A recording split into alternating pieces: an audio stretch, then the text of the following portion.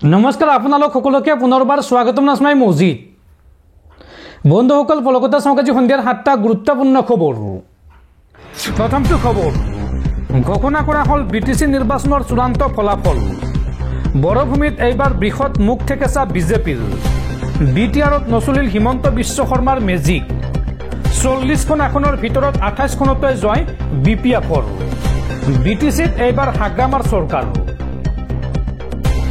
বিপিএফে দখল কৰিলে বৰভূমি হাগ্ৰামা মহিলাৰীৰ জয় জয়কাৰ দ্বিতীয় দিনৰ ভোট গণনাৰ পিছত ফাইনেল ৰিজাল্ট আহিছে আৰু এই ফাইনেল ৰিজাল্ট অনুসৰি 28খন আসন দখল কৰিছে বিপিএফে একক সংখ্যাগৰিষ্ঠতাৰে চৰকাৰ গঠন কৰিব হাগ্ৰামাৰ বিপিএফে বিটিসিত বিগ কামবেক হাগ্ৰামাৰ একক সংখ্যাগৰিষ্ঠতাৰে চৰকাৰ গঠনৰ দিশে আগবাঢ়িছে বিপিএফ বিটিসিত এইবাৰ বিপিএফৰ চৰকাৰ বিটিসিত কেৱল উৰিছে বিপিএফৰ পতাকা বিটিসিৰ পৰিষদীয় নিৰ্বাচনত একক সংখ্যাগৰিষ্ঠতা লাভ কৰিছে হাগ্ৰামা মহিলাৰীয়ে আৰু 7খন আসন লাভ কৰিছে ইউপিপিএলে আৰু বিটিসি নিৰ্বাচনত মাত্ৰ 5খন আসন দখল কৰিছে বিজেপিয়ে আৰু এই নিৰ্বাচনত শূন্য কংগ্ৰেছ বিটিসি নিৰ্বাচনত খাতাই খুলিব নোৱাৰিলে কংগ্ৰেছে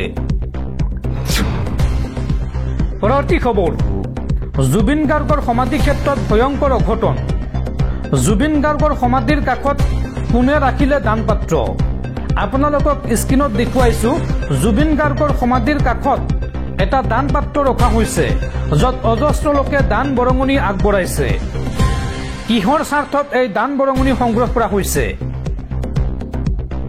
জুবিন গাৰ্গৰ সমাধিৰ কাষত কোনে ৰাখিলে দানপাত্ৰ প্ৰিয় শিল্পীৰ সমাধিৰ কাষত দানপাত্ৰক লৈ বিৰূপ প্ৰতিক্ৰিয়া কমাৰকুছি গাঁও পঞ্চায়তৰ এজন কাউন্সিলৰে এই দানপাত্ৰটো ৰখা বুলি সন্দেহ কৰা হৈছে কমাৰকুছি পঞ্চায়তৰ বিজেপি কাউন্সিলৰ নিতুল কুমাৰ দাসে দানপাত্ৰ ৰখাৰ তথ্য সমাধিত শ্ৰদ্ধাঞ্জলি জনাবলৈ যোৱা ৰাইজৰ অসন্তুষ্টি প্ৰকাশ এই সন্দৰ্ভত অসন্তুষ্টি প্ৰকাশ কৰিছে জুবিনৰ অনুৰাগীসকলে চৰকাৰীভাৱে দানপাত্ৰ ৰখাৰ কথা নাজানে ৰাইজে আৰু ৰাইজৰ আপত্তিৰ পিছতে আঁতৰাই দিয়া হৈছে এই দানপাত্ৰটো ডিমৰীয়া সমজিলা আয়ুক্তৰ কাৰ্যালয়লৈ এই দানপত্ৰটো নিয়াৰ তথ্য পোহৰলৈ আহিছে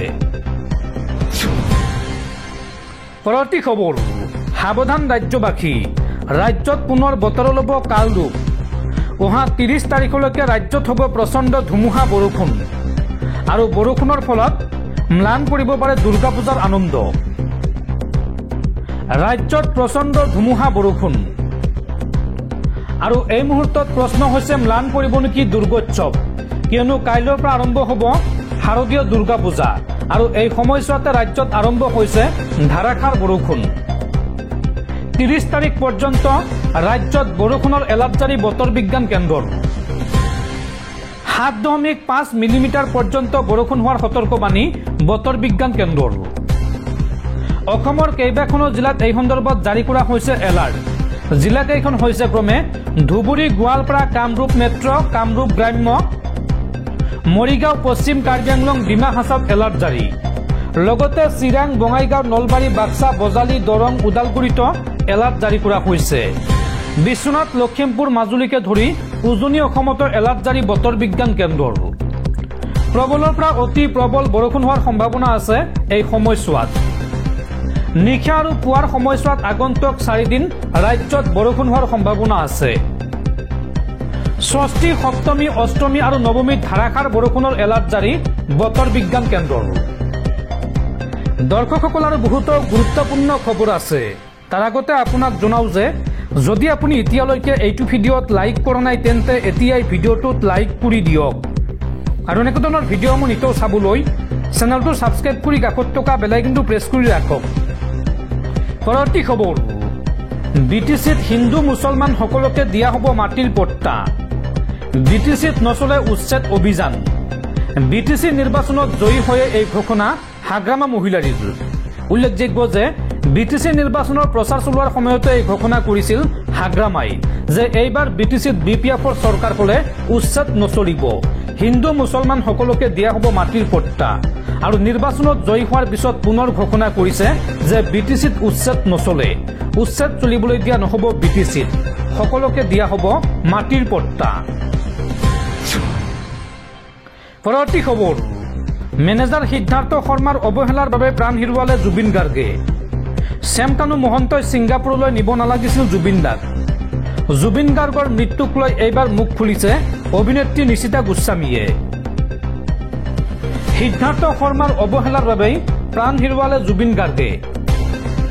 জুবিন গাৰ্গৰ মৃত্যুক লৈ এইবাৰ মুখ খুলিলে অভিনেত্ৰী নিশিতা গোস্বামীয়ে। ছিংগাপুৰলৈ যাওঁতে ষ্ট্ৰং মেডিকেল টীম লগত লৈ যাব লাগিছিল। জুবিন গাৰ্গৰ মৃত্যুৰ মূল কাৰণ হৈছে সিদ্ধাৰ্থ শৰ্মাৰ অৱহেলা আৰু শ্যামকানু মহন্তই ছিংগাপুৰলৈ নিব নালাগিছিল জুবিন গাৰ্গক। কিয় এয়াৰপৰ্টত জুবিন গাৰ্গক লৈ গৈছিল উত্তৰ দিয়ক আছাম এছ'চিয়েশ্যনে। আপোনালোকে যেনেকৈ খবৰটো পাইছে মই তাৰ ঠিক 5 মিনিট আগত খবৰটো পাইছিলোঁ। জুবিনদাৰ মৃত্যুৰ পিছতো ফেশ্বন শ্ব' চলি আছিল বুলি গম পাইছোঁ। ইয়াতকৈ দুখৰ কথা আৰু একো নাই। জুবিন গাৰ্গৰ মৃত্যুক লৈ এইদৰে মুখ খুলিছে অভিনেত্ৰী নিশিতা গোস্বামীয়ে। উল্লেখযোগ্য যে জুবিন গাৰ্গৰ মৃত্যুৰ তদন্ত সন্দৰ্ভত আজি CIDৰ কাৰ্যালয়ত হাজিৰ হৈছিল নিশিতা গোস্বামী আৰু CIDৰ কাৰ্যালয়ত উপস্থিত হৈ এই মন্তব্য কৰিছে অভিনেত্ৰী নিশিতা গোস্বামীয়ে। পৰৱৰ্তী খবৰ, BPFৰ সৈতে চৰকাৰত থকাৰ আগ্ৰহ UPPLৰ। সংবাদমেল যোগে এই ঘোষণা প্ৰমোদ বড়োৰ। প্ৰমোদ বড়োই এই সন্দৰ্ভত কয় যে BPFে বিচাৰিলে দলৰ মাজত আলোচনা কৰি আমি সিদ্ধান্ত ল'ম। বড়োলেণ্ডৰ স্বাৰ্থত কাম কৰিবলৈ BPFক আমি সমৰ্থন কৰিম। সংবাদমেল পাতি এই ঘোষণা প্ৰমোদ বড়োৰ। পৰৱৰ্তী খবৰ, BTC নিৰ্বাচনক লৈ এইবাৰ মুখ খুলিছে মুখ্যমন্ত্ৰী হিমন্ত বিশ্ব শৰ্মাই। মুখ্যমন্ত্ৰীগৰাকীয়ে কয় যে জুবিন গাৰ্গৰ যদি দুৰ্ঘটনাটো নহলহেঁতেন তেন্তে BTC নিৰ্বাচনত আমি 10ৰ পৰা 11খন আসন লাভ কৰিলোহেঁতেন। বিজেপিয়ে কোনোবা আসনত 150 ভোটত, কোনোবা আসনত 200 ভোটত হাৰিছে। কাৰণ আমি শেষৰ 3 দিন গুচি আহিলোঁ। ৰাজনীতিতকৈ আমি জুবিন গাৰ্গৰ দুৰ্ঘটনাটোক বেছি গুৰুত্ব দিলোঁ। এই মন্তব্য মুখ্যমন্ত্ৰী হিমন্ত বিশ্ব শৰ্মাৰ। পৰৱৰ্তী খবৰ, ৰাজ্যৰ লাখ লাখ নিবনুৱা যুৱক যুৱতীলৈ ভাল খবৰ। শীঘ্ৰেই ৰাজ্যত দিয়া হ'ব বৃহৎ নিযুক্তি। ৰাজ্যবাসীক সম্বোধন কৰি কেইবাটাও বৃহৎ ঘোষণা মুখ্যমন্ত্ৰী হিমন্ত বিশ্ব শৰ্মাৰ। মুখ্যমন্ত্ৰীগৰাকীয়ে কি ঘোষণা কৰিছে চাওঁ আহক। ফেচবুক লাইভৰ জৰিয়তে ৰাজ্যবাসীক সম্বোধন মুখ্যমন্ত্ৰী হিমন্ত বিশ্ব শৰ্মাৰ। আৰু ফেচবুক লাইভত ৰাজ্যবাসীক সম্বোধন কৰি মুখ্যমন্ত্ৰীগৰাকীয়ে কৰে কেইবাটাও বৃহৎ ঘোষণা। মুখ্যমন্ত্ৰীয়ে ঘোষণা কৰে যে অহা 10 অক্টোবৰত ঘোষণা কৰা হ'ব তৃতীয় বৰ্গৰ ADREৰ ফলাফল। 15 অক্টোবৰত ঘোষণা কৰা হ'ব চতুৰ্থ বৰ্গৰ ADREৰ ফলাফল। SI পৰীক্ষাৰ ফলাফল ঘোষণা কৰা হ'ব অহা 10 অক্টোবৰত আৰু নৱেম্বৰ মাহত নিযুক্তি দিয়া হ'ব এইসমূহ চাকৰিত। জুবিন গাৰ্গৰ মৃত্যুক লৈ মন্তব্য কৰে মুখ্যমন্ত্ৰীগৰাকীয়ে। স্বাস্থ্য বিভাগৰ ফলাফল 12 অক্টোবৰত দিয়া হ'ব। এইসমূহ বৃহৎ ঘোষণা কৰিছে ৰাজ্যৰ মুখ্যমন্ত্ৰী হিমন্ত বিশ্ব শৰ্মাই। পৰৱৰ্তী খবৰ, জুবিন গাৰ্গৰ বাসগৃহত উপস্থিত CRPFৰ DG অসম সন্তান GP সিং। হাৰ্টথ্ৰব জুবিন গাৰ্গৰ বাসগৃহত উপস্থিত হৈ পত্নী গৰিমা শইকীয়া গাৰ্গক সাক্ষাৎ কৰি সমবেদনা জ্ঞাপন কৰে GP সিঙে। GP সিঙে কয় যে জুবিন গাৰ্গৰ সৈতে মোৰ খুব ভাল সম্পৰ্ক আছিল। তেওঁৰ আকস্মিক আৰু অকাল মৃত্যুক বৰ মৰ্মাহত হৈছোঁ। জুবিন গাৰ্গৰ বাসগৃহত উপস্থিত হৈ এই মন্তব্য কৰে CRPFৰ DG GP সিঙে। পৰৱৰ্তী খবৰ, BTC নিৰ্বাচনৰ ফলাফলক লৈ গৌৰৱ গগৈক কটাক্ষ মুখ্যমন্ত্ৰী হিমন্ত বিশ্ব শৰ্মাৰ। মুখ্যমন্ত্ৰীগৰাকীয়ে কয় যে কংগ্ৰেছে ক'ৰবাত 50, ক'ৰবাত 100টা ভোট লাভ কৰিছে। পাকিস্তানেৰে সংযোগ থকা গৌৰৱ গগৈৰ দলক কিয় ভোট দিব ৰাইজে। 4 অক্টোবৰত কেবিনেটত গৌৰৱ গগৈৰ SITৰ প্ৰতিবেদনক লৈ হ'ব আলোচনা আৰু অক্টোবৰত গৌৰৱ গগৈৰ SITৰ প্ৰতিবেদন মই ৰাজহুৱা কৰিম। এই মন্তব্য মুখ্যমন্ত্ৰী হিমন্ত বিশ্ব শৰ্মাৰ। পৰৱৰ্তী খবৰ, বঙাইগাঁৱৰ গোলাপাৰা প্ৰথম খণ্ডত জঘন্য কাণ্ড। স্বামী বাক্কাৰ আলীয়ে প্ৰাণ ল'লে পত্নীৰ। প্ৰকাণ্ড শিলেৰে আঘাত কৰি প্ৰাণ ল'লে পত্নী তাৰা ভানুৰ। আৰু স্বামীৰ আঘাতত মৃত্যু হৈছে পত্নীৰ। ঘটনা সংঘটিত কৰি পলাতক স্বামী বাক্কাৰ আলী। পৰৱৰ্তী খবৰ, BSNLৰ নিজা 4G নেটৱৰ্ক মুকলি। প্ৰধানমন্ত্ৰী মোদীয়ে ভাৰ্চুৱেলি উদ্বোধন কৰে BSNLৰ নিজা 4G নেটৱৰ্ক। আৰু শ্ৰীমন্ত শংকৰদেৱ কলাক্ষেত্ৰত স্বদেশী 4G মোবাইল নেটৱৰ্ক উদ্বোধনী অনুষ্ঠানত উপস্থিত থাকে মুখ্যমন্ত্ৰী ডক্টৰ হিমন্ত বিশ্ব শৰ্মা। পৰৱৰ্তী খবৰ, অহা 6 তাৰিখৰ ভিতৰত শ্যামকানু মহন্ত সিদ্ধাৰ্থৰ লগতে ছিংগাপুৰৰ প্ৰবাসী অসমীয়া SITত উপস্থিত হ'ব লাগিব। ইণ্টাৰপলৰ জৰিয়তে এইসকল অভিযুক্তলৈ CIDৰ লুকআউট নটিচ জাৰি। জুবিনৰ মৃত্যুৰ তদন্তক লৈ এই মন্তব্য মুখ্যমন্ত্ৰী হিমন্ত বিশ্ব শৰ্মাৰ। পৰৱৰ্তী খবৰ, কাইলৈৰ পৰা আৰম্ভ হ'ব দুৰ্গা পূজা। আৰু দুৰ্গা পূজাক লৈ ৰাজ্যত আহি গ'ল নতুন SOP। ৰাজ্যৰ প্ৰতিখন দুৰ্গা পূজা সমিতিয়ে মানিব লাগিব এই সকলোবোৰ নিয়ম। আৰু পূজা চাবলৈ অহাসকলেও মানিব লাগিব এইসমূহ নিয়ম, নহ'লে কঠোৰ হ'ব প্ৰশাসন। পূজা চাবলৈ যোৱাসকলে বা পূজা সমিতিসমূহে কি কি নীতি নিয়ম মানি চলিব লাগিব এইবাৰ চাওঁ আহক। দুৰ্গা পূজাক লৈ ৰাজ্যত আহি গ'ল নতুন SOP। ৰাজ্যৰ প্ৰতিখন দুৰ্গা পূজা সমিতিয়ে মানিব লাগিব এই সকলোবোৰ নিয়ম। 25টাকৈ নিৰ্দেশনা জাৰি কৰিছে আৰক্ষী প্ৰশাসনে। কি কি নিৰ্দেশনা জাৰি কৰিছে বা কি কি নীতি নিয়ম মানি চলিব লাগিব চাওঁ আহক। প্ৰথম নিয়মটো হৈছে পূজা মণ্ডপ নিৰ্মাণৰ বাবে আৰক্ষী প্ৰশাসনৰ অনুমতি বাধ্যতামূলক।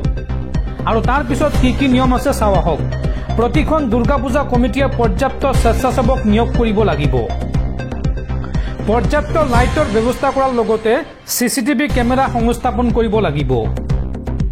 লাউড স্পিকাৰ আৰু ছাউণ্ড ছিষ্টেম উচ্চ স্তৰত বজাব নোৱাৰিব।